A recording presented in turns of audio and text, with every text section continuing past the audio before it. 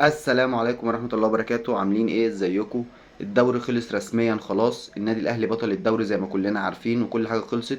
بقالنا سنة كاملة بندعم النادي الاهلي وراه في كل القرارات، ورا مجلس الادارة. محدش بيطلع يهاجم، محدش بيطلع يتكلم عن السلبيات، بنتكلم بس عن الايجابيات وبندعم الفريق ككل.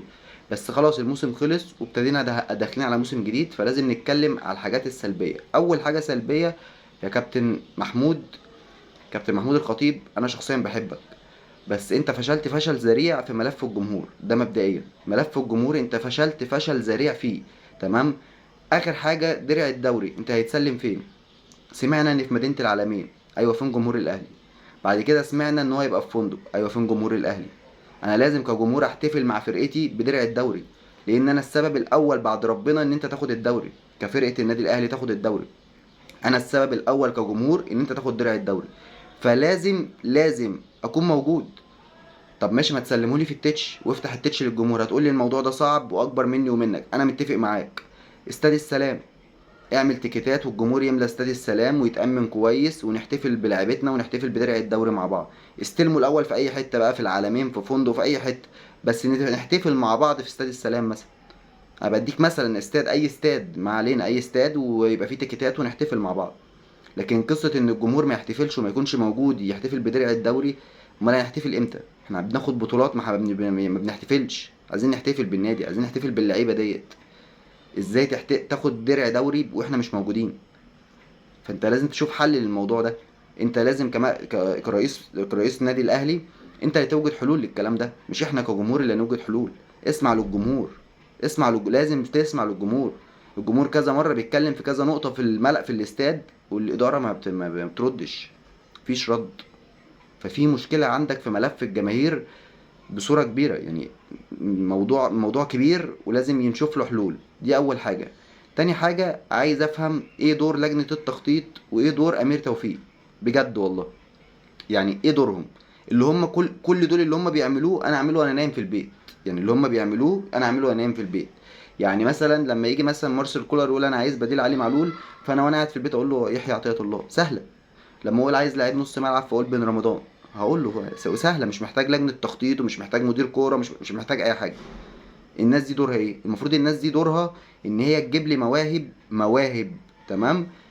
تكون مش ظاهره، اجيبها بمبالغ قليله وتظهر عندي. لكن مش دورها يجيبوا لي لعيبه جاهزه. لعيبه جاهزه دي اي حد مش محتاج بقى. خلاص انا ليه اعمل لجنه تخطيط وامير توفيق ومدير لجنه تعاقدات؟ انا ليه اعمل كل ده؟ يعني يحيى عطية الله باين لأي واحد بيفهم كورة عادي إن ده لعيب كويس. فإيه بقى القصة؟ أنا عايزك تجيب لي لعيب زي وسام أبو علي. وجات لي يعني عرفت معلومة إن وسام أبو علي اللي جابه مش واحد من لجنة التخطيط أصلا، ولا أمير توفيق ولا الكلام ده.